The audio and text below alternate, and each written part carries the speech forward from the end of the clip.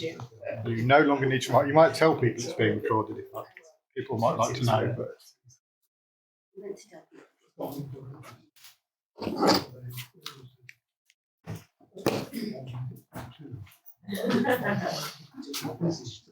Okay, Nick, we can admit people now.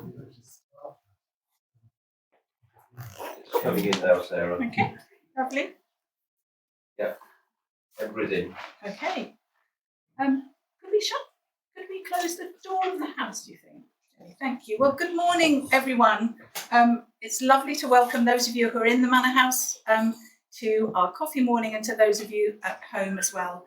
By the wonders of technology, we're live streaming this event to you at home, as well as obviously experiencing it in the Manor House itself. Just to say, we are recording this session. I think, Filippa, you were keen to have a recording of it to share with colleagues that couldn't be here today. Yes. Lovely. Thank you. So as I say, welcome everyone. I'm Sarah Thomas. I'm chair of the Manor House Trust, and I'm delighted to be joined today by Dr. Filippa Dobson, who's an artist and postdoctoral fellow from Leeds University, and who's going to tell us about her most recent exploration of the ancient stories connected to the cup and ring markings. So I know we're in for a very fascinating morning. Before I hand to Filippa, there are just a couple of housekeeping issues around, particularly for those of you using Zoom at home. I know you'll be super familiar with Zoom now, but it will help your experience of the presentation if you stay on mute throughout the presentation. And you will have a better view of the presentation if you change your view settings to be speaker view. So not gallery view, but speaker view, and to hide your self image, your self view. Now, all of those should be in a drop-down menu, possibly in the top right-hand corner of your screen on Zoom if you're using a laptop or PC. So you'll just get a better experience of seeing the presentation if you do that. Filippa will be taking questions at the end of the session from the audience here in the Manor House. But if you're at home and you'd like to ask a question, please do, and you can do that via the chat function on Zoom. So that's like a speech bubble, and if you just type your question in there, we will pick that question up, or my colleague Nick, who's running the technology today with colleague Ian, will pick that question up and we'll be able to incorporate it into the questions at the end. I think that's all the housekeeping things I need to say. Good morning. good morning, and belated apologies. No problem at all. Just let you sit down and then we'll begin. So I'd like to welcome Filippa, who's going to take us through a few slides to set the scene. And then Filippa and I are going to have a conversation about her recent explorations. So Filippa, I'm just going to give you the important clicker to change your slides. So over to you, Filippa. Okay. So I'm Filippa Dobson. I'm asking these two questions. What do a giant's wife and a goddess tell us about burial practices and prehistoric ritual at three cup-marked monuments, hundreds of miles apart and separated by the sea? My sub-question for the more academic members of the audience is, how might post-humanist thinking inform our understanding of the past? Now, artists, archaeologists, and philosophers are interested in the spaces between people, places, and things. This talk continues an arts-based dialogue between open or talking and closed taciturn spaces by considering the power and agency conveyed between places by cut-marked stones. Visualising some of Jane Bennett and Karen Barad's conceptual ideas about thing power and interactivity maintains the relationships between people and stones and continues their power of attraction. Artists and archaeologists have always been interested in concepts of assemblaging, but draw ideas about vibrant materiality and develop ideas about animism from Bennett and other people like Alfred Gell. Not unlike experimental archaeology, it is the art of thinking through making that uncovers the connections between the Badger stone and the little skirtful of stones on Ilkley Moor, and High Pasture Cave, Taciturn, Isle of Skye. So. Oh, and the artwork, yes. Anyone that wants to contact me after the talk, if you're interested in buying photographs or anything of that nature, I've got some artist books with me here as well. So I've got a little book and you can write your details down and I will contact you. So, welcome. Prehistoric rock art occurs in three main situations. The majority is found on outcrops and earth-fast boulders and is described as landscape or open-air rock art. A second group, known as megalithic art, is associated with monumental structures such as Bronze Age burial kists. The remainder are smaller stones known as portable stones, which might be configured as mobiliary art. And here is one that I prepared earlier. So I printed the image. I think this may be something akin to what those prehistoric people did. They must have marked out what they were going to carve. I'll pass it round because these are kind of handheld things that you can carry around. And this one has been to Skye and back, so it's a well-travelled portable stone. They've been found on cairn material on Ilkley Moor and within the cave complex. I work with permission from the landowners like Bradford Council, Historic England, Natural England, Historic Environment Scotland, and the National Museums of Scotland. However, there is no law of trespass in Scotland, so on Skye we had the permission of the local landowner and farmer, Biddy Stoddart. Now, on the moor, where I'm proposing another projection piece, Talking Stone 2, there were originally, about 10 years or so ago, 14 cut-mark stones in the cairn, but the last time I went up there, I could only count 3. So that tells you something about the controversy of providing GPS and location marks for these things, because people can find them and they don't always respect the context of what we're looking at, but that's a debate for another day. So the Badger Stone. Now, I used to say that my primary relationship was the Badger Stone, which is a bit sad when you think about it. However, I spent 6 years responding to it in print, performance, photography, land art, all sorts of things. So Richard Bradley suggests a time period from the Neolithic to the Bronze Age for the carvings at the Badger Stone. There is a partial swastika, which is more likely, a better word for it is what Keith Boffey calls quadrilobate motifs, because it's not really a swastika, anyway. He's entitled to call it what he likes, as he is an archaeologist.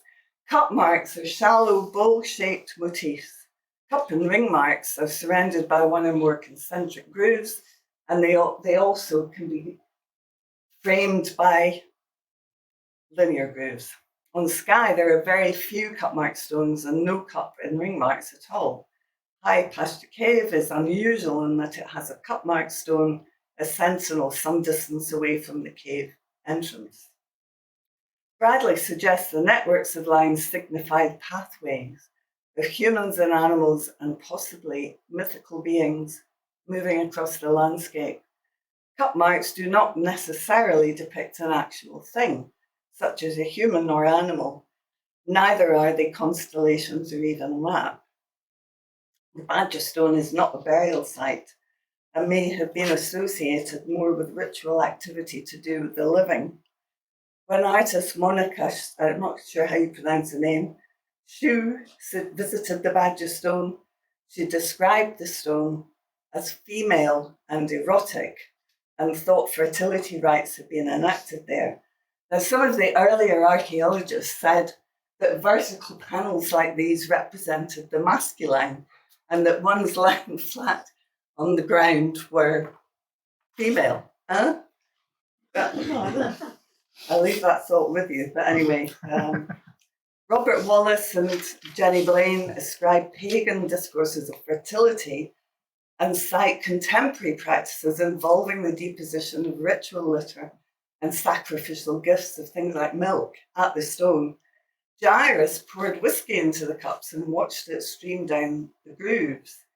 He also ingested ethogens at the Badger Stone, i.e., magic mushrooms, and believed he saw the motifs dancing.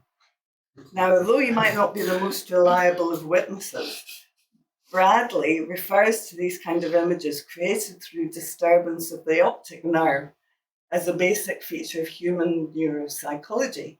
And his argument is that cup and ring marks are common with the kind of images you get with hallucination and could be a component part of rock art activity. I've gone back. So here we are. This is Talking Stone. This is a projection that we did with Ilkley Arts back in 2015. Andrew Marion Jones, who was working in another rock art site in Scotland, thinks that rock art creation is a performance, citing the construction of artificial platforms in front of the stone, which in actual fact is true. Keep pressing the wrong thing. Moreover, rock art production was performed using lithics of quartz, and striking quartz produces a triboluminescent effect. Penny Spikins cites evidence for lithic production in the environs of Ilkenmure, but I don't know whether she found evidence of quartz lithic production.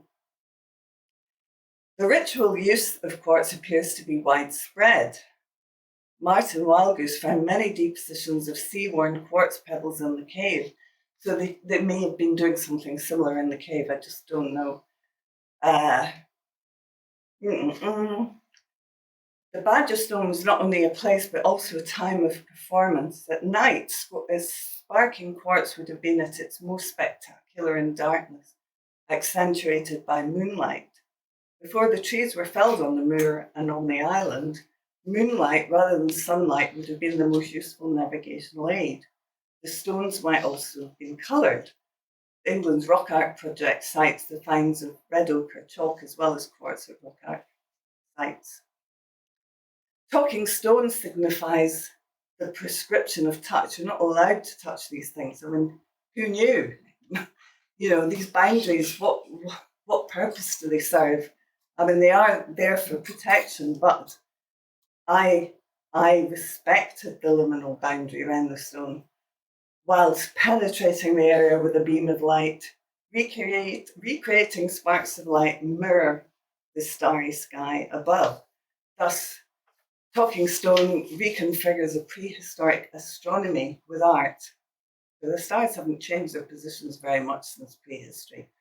The Talking Stone equipment, laptop software, portable generator, which two guys from Lumen Arts Leeds carried onto the moor, Stuart Bannister and James Islip, might correlate with tools of stone carving, an apparatus of virtual touch replicating physical tools. Both are containers for memory of past usage. And the previous performance. Generations of performances shape the environs of the rocks from the prehistoric past to the present day. However, Talking Stone was an ephemeral event and unique, and could not be responded to by successive visitations. Instead, an afterlife was configured by photographs and fragments of film. So I'll just show you because it's nice.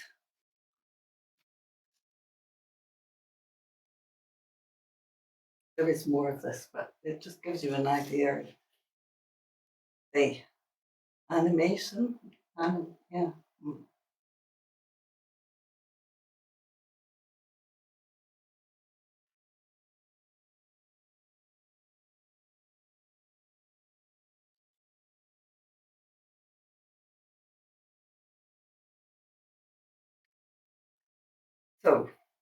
the first cut. So this is as it was in September 2016. I created the first cut as a piece of environmental land art as a response to an area of heather moorland that had been burnt to the bedrock by wildfire in 2006. The heather grew back because of careful husbandry, and I use the term appropriately, by the Bingley Moor Partnership head gamekeeper Simon Nelson.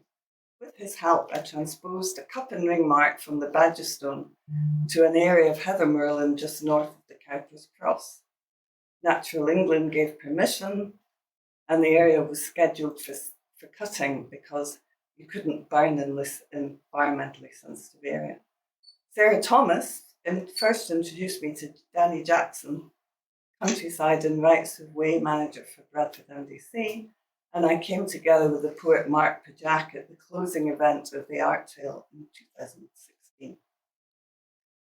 Managed burning does not burn the peat. It is a land management tool used and perfected since prehistoric times. I'm not going to rehearse the arguments for and against grouse shooting. There is a case to be made for examining grouse shooting from ecological, economic, and increasingly from a class perspective.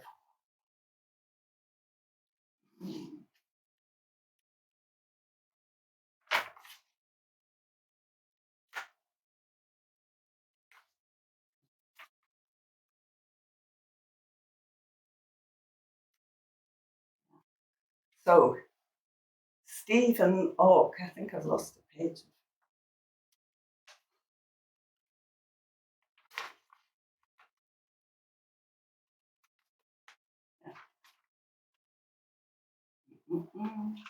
Anyway, the event took me 2 years to organise and changed my viewpoint. The gamekeeper was an environmental science graduate born on Bolton Abbey Estate, and taking instructions for shooting whilst helping me execute my design. He didn't exactly doff his cap, but just, let me say, the hierarchical nature of the transactions was apparent. I do not romanticise the natural world, nor do I seek a romantic retreat. The first cut is an investigation of the anxieties, problems, and challenges of living in the contemporary 21st century world. I aim to articulate the positive and negative impact of fire. I hope to change the way we interact with cultural artefacts as land arts, from a large-scale masculinist tradition of the 60s and 70s to a smaller scale, more intimate land art piece designed to foster social relations. William Malpass situates the components of land art as nature and environment art, etc., etc. Malpass might be persuaded that prehistoric interventions on the moor are also earth art, and they're already earth works. He considers the key exponents of American landscape art to include Robert Smithson with his giant spiral earthwork, and Dennis Oppenheim's conceptual borderlines and concentric circles. The story of land art is generally believed to be a tale of white men in weathered denim descending on what they thought of as an empty canvas of the American West in the 60s, with bulldozers and big ideas. Whilst the three early pioneers of land art negotiated the cut as an intended form of permanent excavation, the first cut is neither a permanent excavation nor a permanent transformation of the landscape. In another 4 years, it will be scheduled for cutting again. As the Bingley Moor Partnership no longer works on that side of the moor and no longer sounds the alarm when wildfire breaks out, who will cut the heather? Whether it's recut or not, Martin Wildgoose tells me, there will always be an archaeological trace, and for that I'm grateful, as I will leave something of myself on the moor when I die.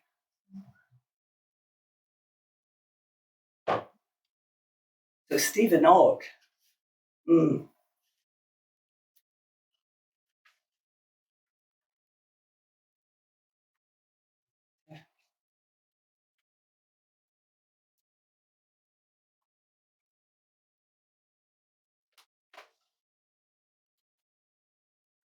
Stephen Ogg The man with the hat questions whether my work was alien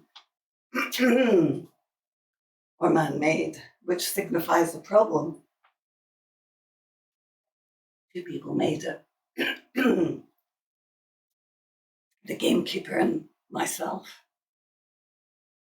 However, it was conceived, designed, and project managed by the woman artist, and it privileges a woman's right to roam and make her mark, and is more in common with women mark makers, less well known perhaps, such as Nancy Holt, the giant Smithson's wife. Her sun tunnels, Talking Stone and the first cut, are all large enough to walk to and walk through landfast artworks that frame the sun and also the moon. The sun tunnels vanish in the desert heat. The first cut disappears in darkness, but Talking Stone is framed by the night sky and takes on the appearance of a hunter's moon. The lines made by the first cut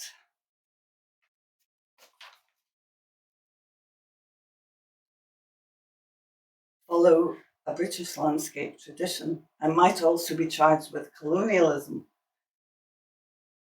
Certainly raises questions about a colonial process of land acquisition.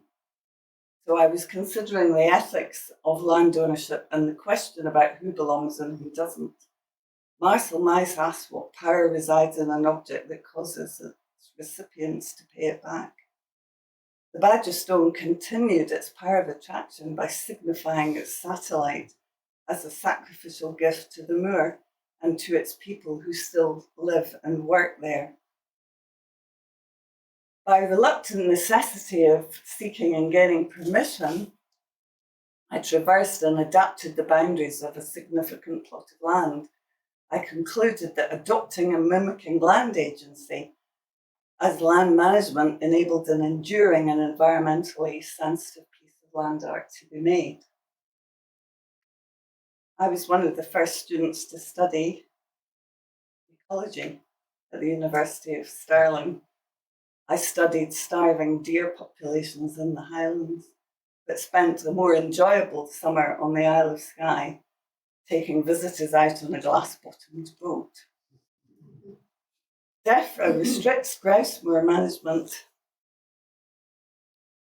Natural England states that managed burning on upland peatland increases biodiversity and traps carbon. Depends how it's done, of course. Strathsúrdal allows strip burning of heather moorland that can benefit grouse, red deer that I was looking at, and sheep. However, burning of other habitats causes lasting damage and uncontrolled wildfires, and some set deliberately affect large areas of our precious moorland and have a devastating and long-lasting impact on flora and fauna. In prehistory, the woodland that had grown up since the end of the Ice Age was now receding due to grazing, felling, climate change, and also clearing using fire. Many prehistoric remains survive in areas that are now too high and cold for cultivation, like on the moor. Now,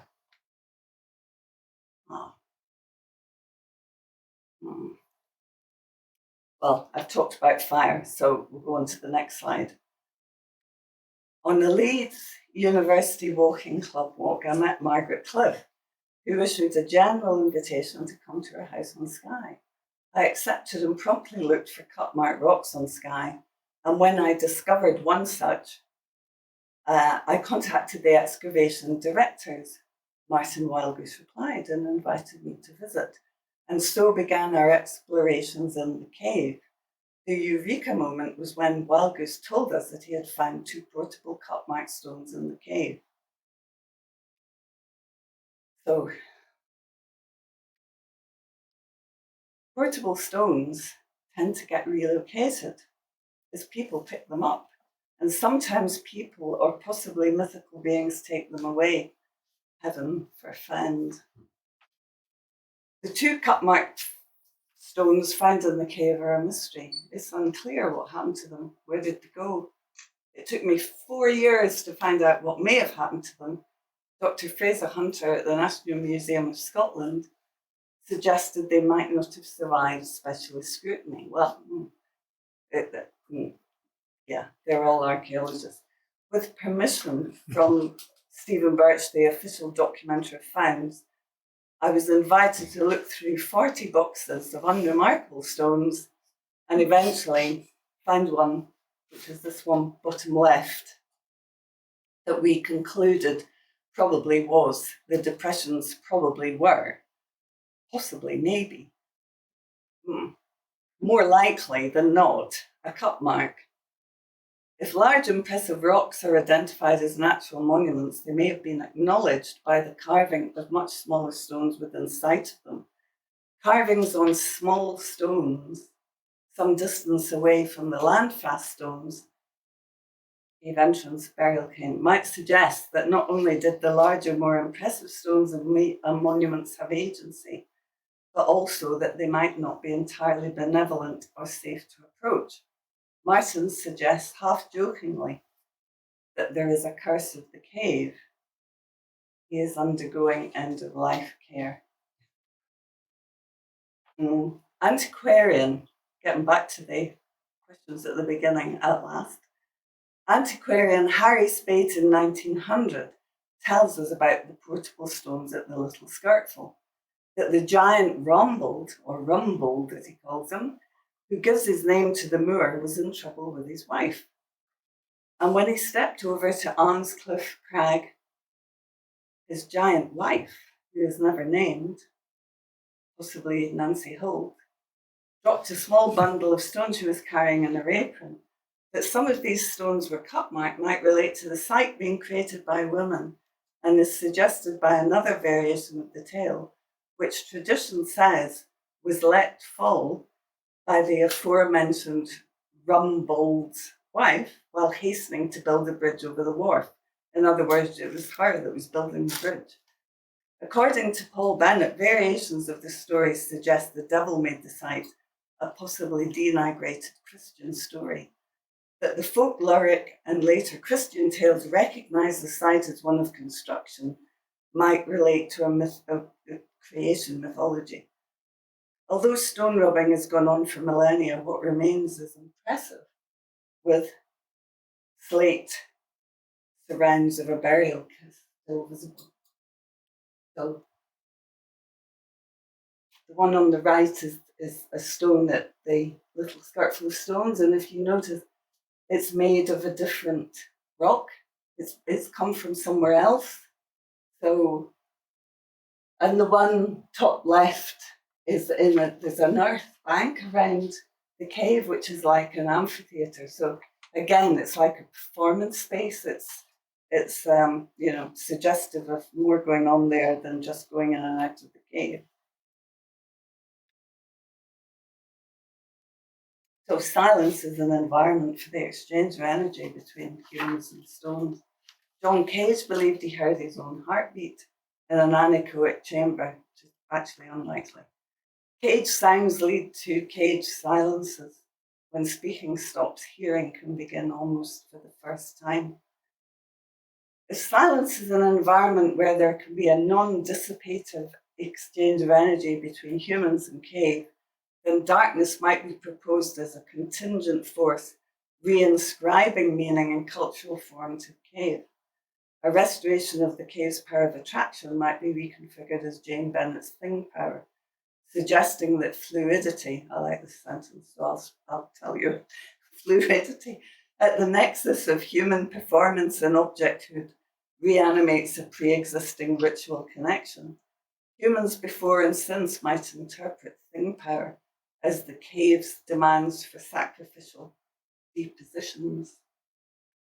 Music starts, a white froth gurgle and spill, a slick, slippery incantation, a prehistoric synchronization of air moving water through stone.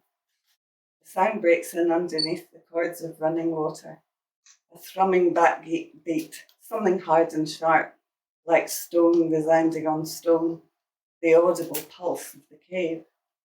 Sound creates a temporary meeting place between past and present, where improvised dialogues hold the promise of hybrid culture. This is the first contact situation between the past and present life of the cave. As migrants experience a new country, Wild Goose Cliff and Bridget encounter the voice of the cave, an incredibly fragile moment. After the violence comes the final act of closure. Rocks fall, and Bridget, long before and forever thereafter, is weighed down by skirtfuls of stones. The whole burial assemblage is entombed under tons of rubble and trash, thus erasing the site and its importance to memory, though traces exist in place names like St. Bride's nearby. The 3 sky archaeologists confirm that an adult woman and 2 infants were laid out in the top of the stairwell, with large stones placed on top of her and beside her. It was then purposefully blocked as a final act of closure. Katerina Julias and Stephen Birch, the documenter of the finds from the cave, state that the remains were badly fragmented in head, chest, abdominal area, right upper and lower arm, left lower arm regions.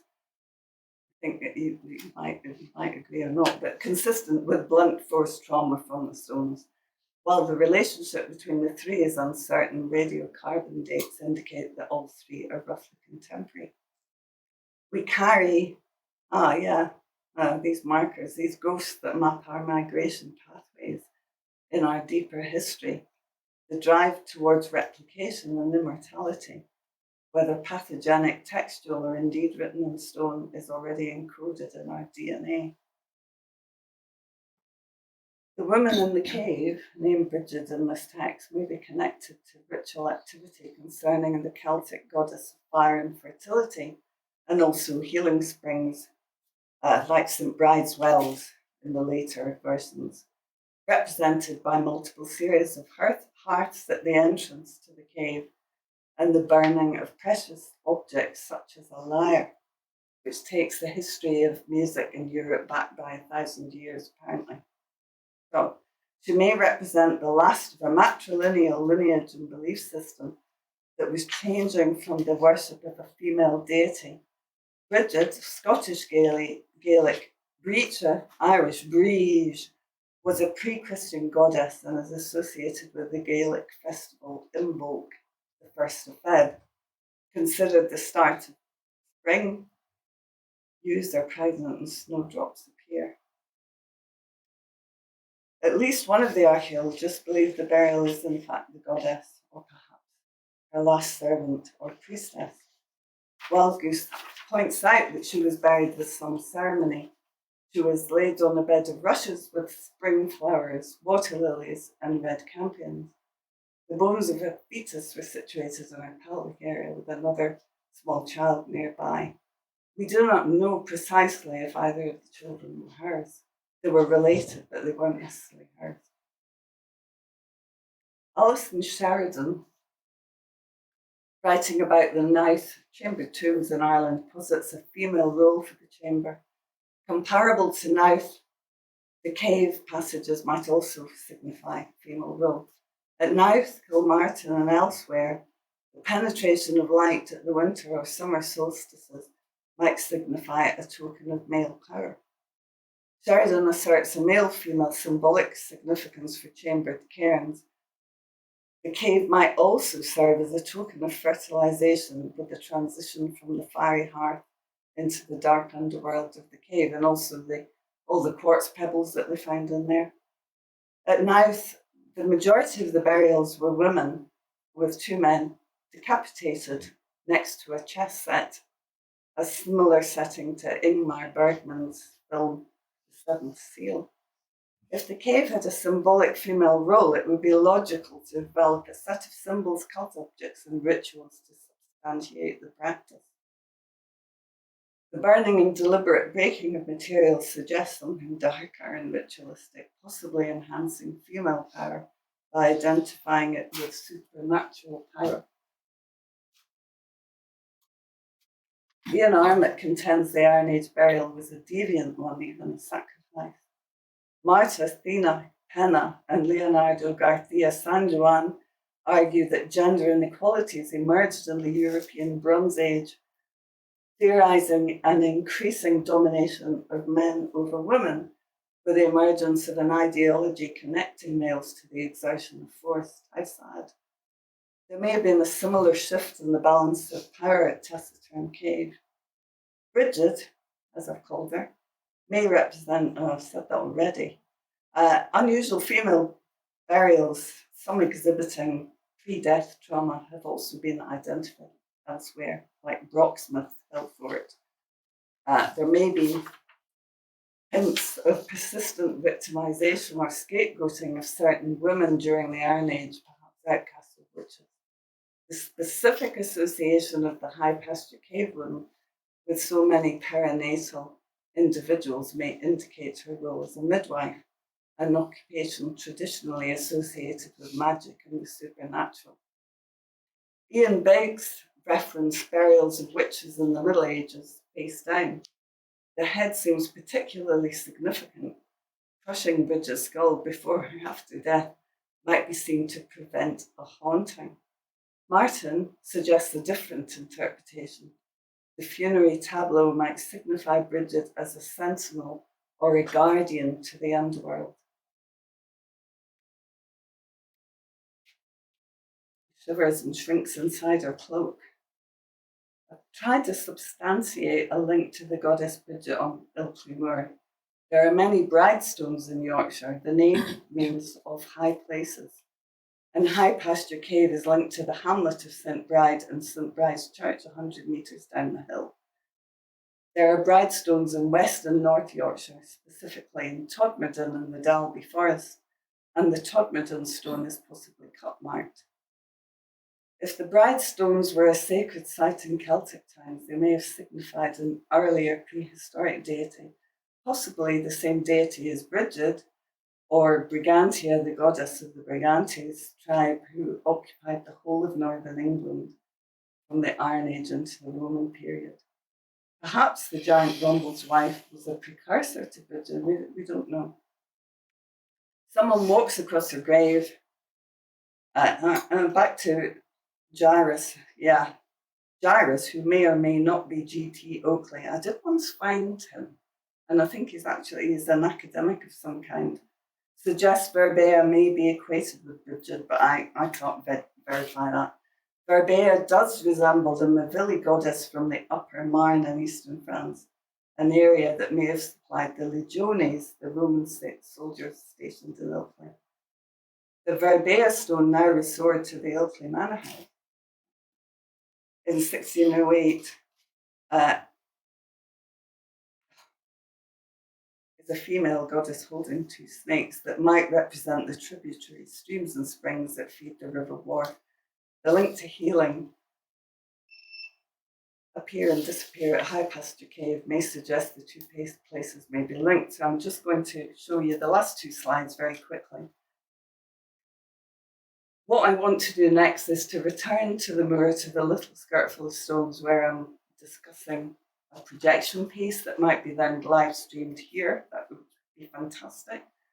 So I want to bring the sound of the cave water to Skye, to the moor, to recreate some kind of link between the people that were the same, that travelled up and down the Pennine watershed via Ireland and up the Atlantic Sea. And then I show a small video clip of the cave water stream. That's it. So, next slide.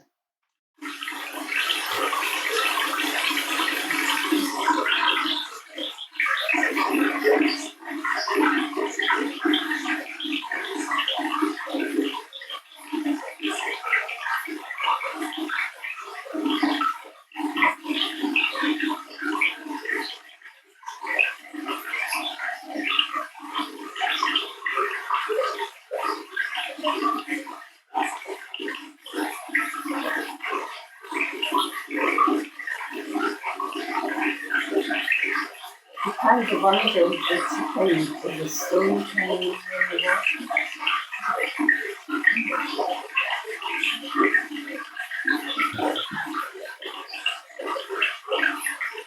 It is amazing. This was my last trip at the end of March, beginning of April, with Margaret in the audience. So the sound and the video have come from that. So, it's a bit, yeah.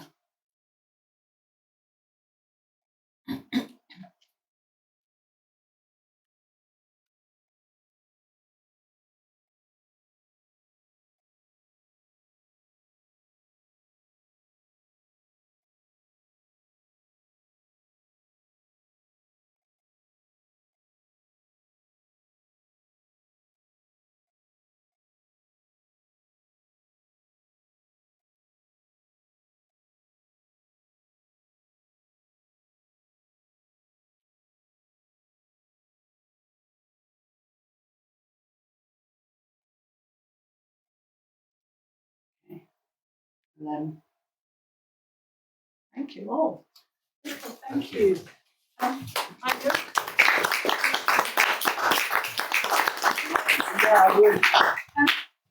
We just thought that perhaps there were one or two other questions we could just explore briefly before we go to questions from the floor or from any questions which have come in on the chat function.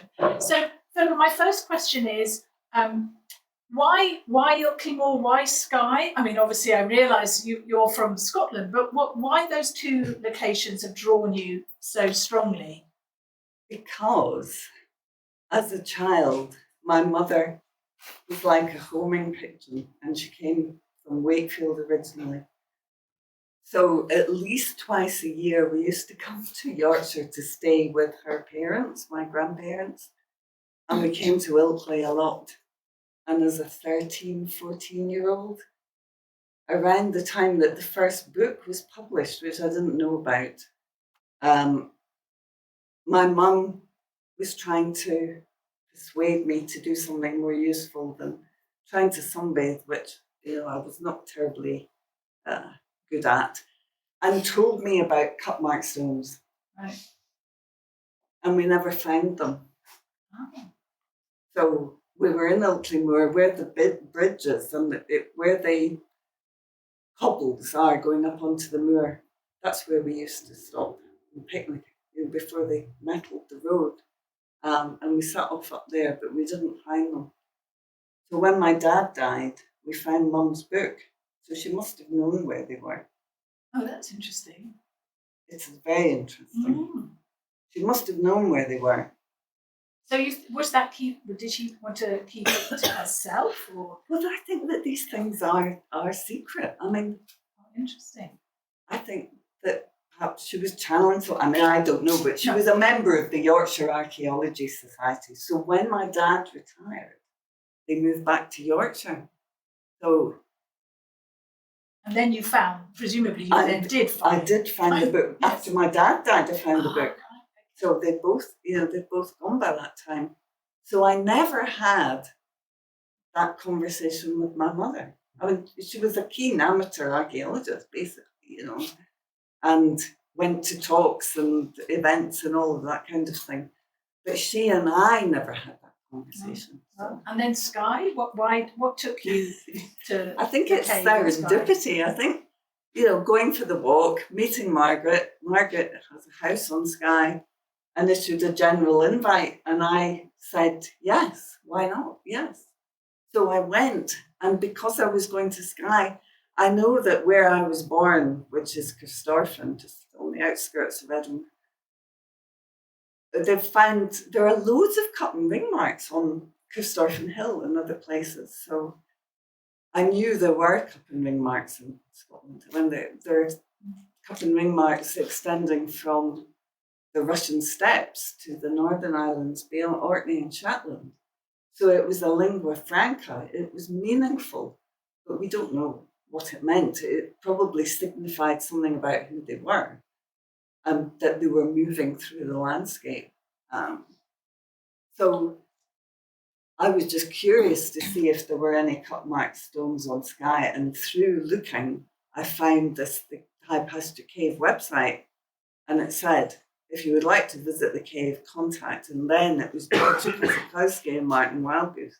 So Martin and I and George, we had a conversation going for quite a long time. And then when we went, we met him. and he took us in the pothole. Which were the films of the water running and the...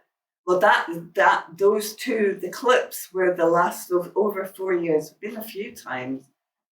So the sound clip was the end of March. We went in on the 31st of March, Margaret and myself. So 2 women. We went in. We had an hour, and I took some sound recordings. I mean, I'd taken some before, Right. but that's the first time I did the video. And I think that, having thought about it a lot since then, I think that the human shadows, the female human shadows, add something to the narrative, because there would have been shadow and light moving and all of that kind of thing in prehistoric times, and we don't know how they lit, if they did. They may have navigated by the sound of the water. I mean, I'm just throwing that out there, because they've never found any lamps or it. Other than at the entrance, there were a series of hearths. So there may have been some fire walking thing going on, something like that. But they haven't found lamps in the cave. So they got around somehow. And they did extraordinary things in there, like hanging a cow from the ceiling. So it's like an architectural space. They altered the space. There's a pavement, there's a ceiling, there's a corbelled roof. And they hung all these things. They burnt barley. They did. So that would all have happened in prehistoric times. Yeah. They would have done. That's what they found when they started. Wow. So Tony, I mean, you obviously have a real love of the cup and ring stones. I mean, not least from those wonderful images of the land art you did in 2016. Yeah, a long time ago. A long time ago. I couldn't believe it was that long ago. I know. I don't know where time goes, but why do they resonate so strongly with you? Because I think they're ambiguous, because we don't know what they mean. They're kind of appealing, because it's like a code, it's a secret. And I know the code, in a way. I mean, because I use them. And it may have been the same in prehistory. Not everyone probably knew all the different meanings. They must have meant different things at different times. So the portable stones are likely later.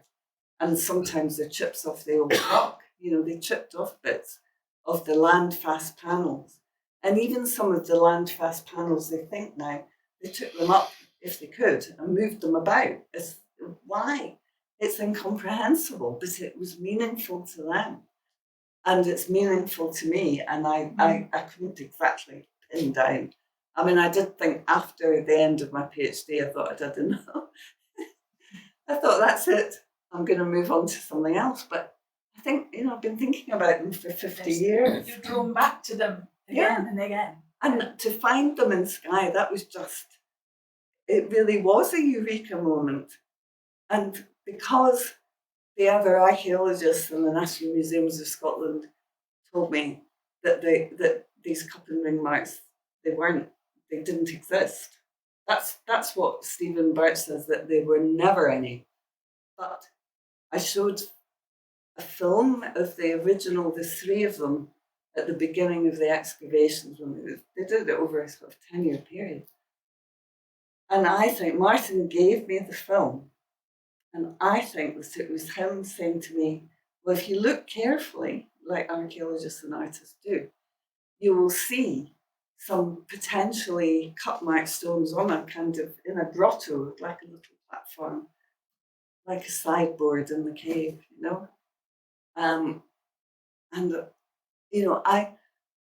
persistence and determination and just being agreeable to going and looking in these boxes. And even that takes a long time to persuade people that, I'm an artist, I'm genuine, I have a research interest, so why not?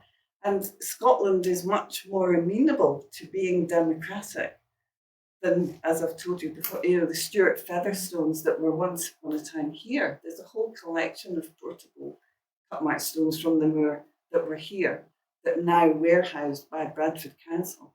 So those portable cup and ring stones are somewhere in the storeroom, somewhere in Bradford Museum, which sounds, I was saying we should get them back. Have those on an exhibition here. That's a fantastic notion. Yes. I'm going to move us on because I'm conscious we're moving through time quite quickly now.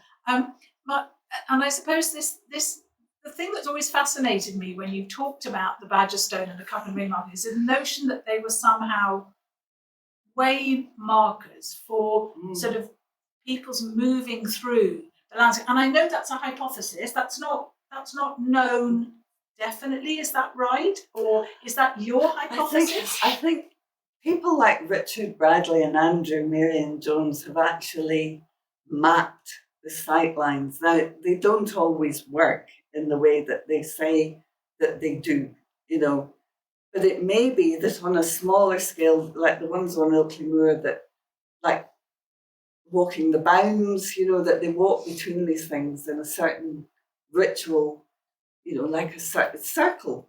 We've been walking and dancing in circles since time immemorial. So they were doing something locally.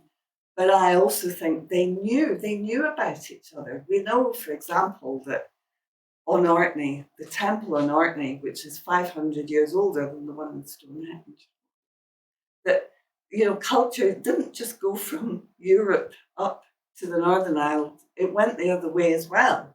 So there were people coming and going, and probably the people that moved about the most would have been the shamans or the people that had the specialist knowledge that knew what these things meant.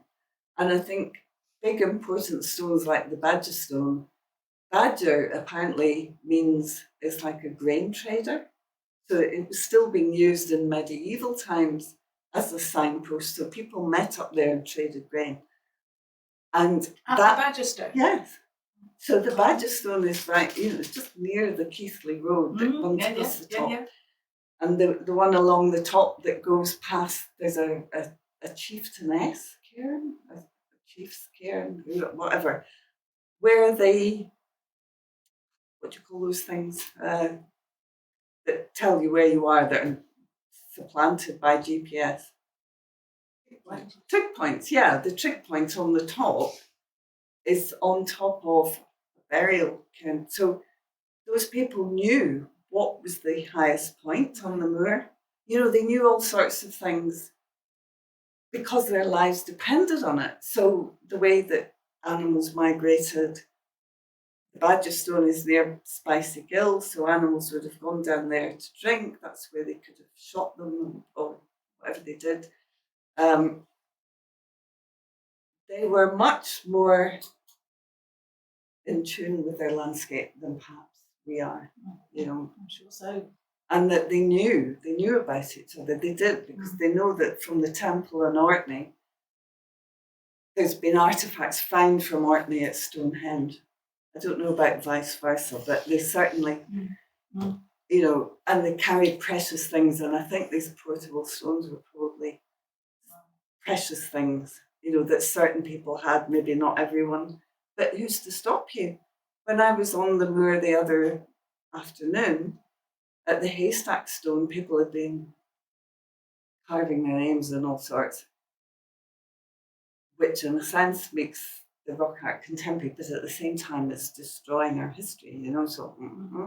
But there were all these pebbles and chalk bits and pieces at the bottom where they'd left them, and that's what people did in prehistory.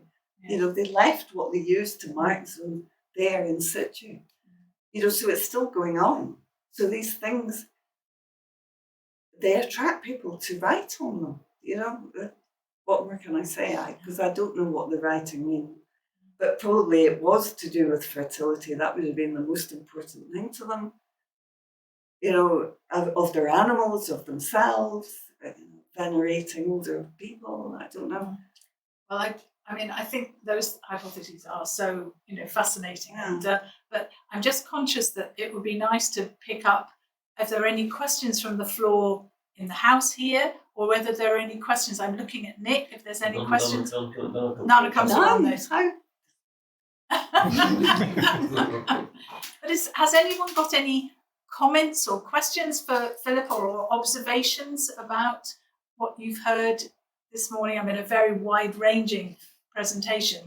I totally understand, but so I'm looking around. I don't see anyone immediately. The stones that you mentioned, wouldn't they at one point use them for navigation? Yes, I think that they were signposting people. Yes. Yeah. So it's a way. Like we use the satellite things, you know. Yes, I think No, that I you would think that place they those did, things. and if they were coloured, if it was still Yes. wooded and they were coloured, that would have further emphasised their Yes. importance. You know. And you believe the budgeter might have been coloured, Yes. don't you? Yes. I know the Yes. projection had those colours that you hypothesised it could have been. Could have been. Which was fascinating. The only other cut and ring marks that have been shown and taken to are on the moors of Northumberland. Yeah, I'd love to go. I haven't been. It's a long time since Yeah. I joined an evening walk and talk. By They're chance. fantastic because they're huge flat panels, aren't they? Yeah. As they are in Kilmartin. I've been to Kilmartin. And there they've got all the chambered cairns in a line, but some distance away they've got lots of these huge, gigantic, flat pieces of carved rock. Yeah. No, as I recollect, there was no link talk about caves or the other things No, there. it's whatever was found there. So Martin is emphatic that there were two, and he would know. Philip, I'm just going to stop you for a moment Yeah. because I'm just conscious that Of for course. the colleagues watching on live stream yes. may not have heard that question, which was about the cup and ring markings in Northumberland. So the answer Philippa just gave was in relation to the cup and rings Yes. markings in Northumberland. So apologies if you didn't quite follow that train. So I'm sorry. Yes. I'm fascinated by this concept of the portable stones, and until you drew my attention to them, I had no idea that people carried around stones with cup and ring marks on them. And I just wonder whether it's more widespread, and there are other areas where we've got proof of this. Before you answer that, Philippa, I'm just going to again just repeat the question for those at home. This is a question about the portable cup and ring stones, which I have to say I find totally fascinating too. So, Philippa. Yeah, I think they have been found elsewhere, but to find them in the cave is significant. I did find one other example in a cave, and I haven't got the details in the front of my brain at the minute. But we know that they reused stones. So at Kilmartin, in the chambered tombs that Alison Sheridan talks so eloquently about, there is an example of reusing a stone slab from somewhere else that was cut marked as the lid for a kist. So the information was on the underside, so you couldn't see it. So those later people, Bronze Age, Iron Age people, were reusing older prehistoric marks without necessarily understanding what they used to mean, but recognizing that they had some kind of mythological or sacred significance. And, like closing down. So perhaps, my idea was, that these rocks like the Badger Stone, were a kind of celebration of the living, the people moving through the landscape, signifying fertility or whatever, and the burial cairns and the use of portable stones. So the link between the little skirtful and the cave is that they're both burial sites.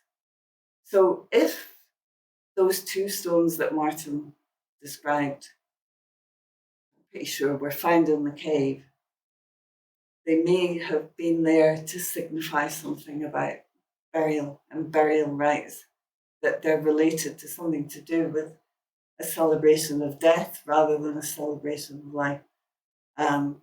So those landfast boulders that extend from the south of England all the way up to Shetland and possibly beyond. I don't know about Iceland. Certainly there are some in Norway.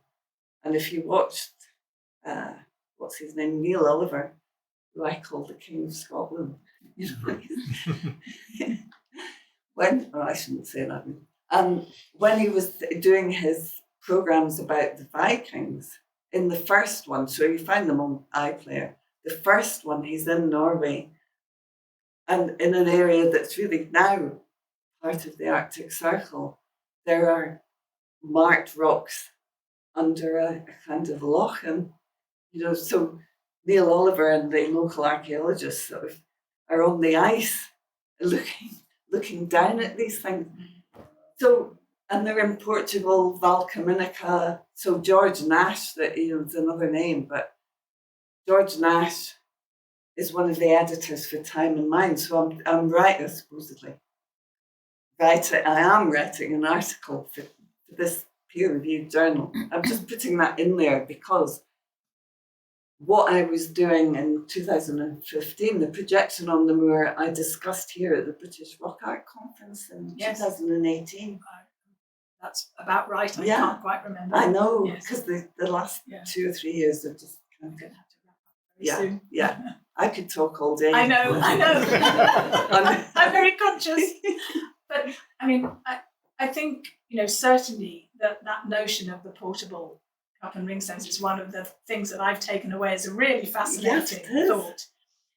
Because they're more domestic, and Yes. they're things Yeah. that one that I made fits smaller hands, women, children. We don't.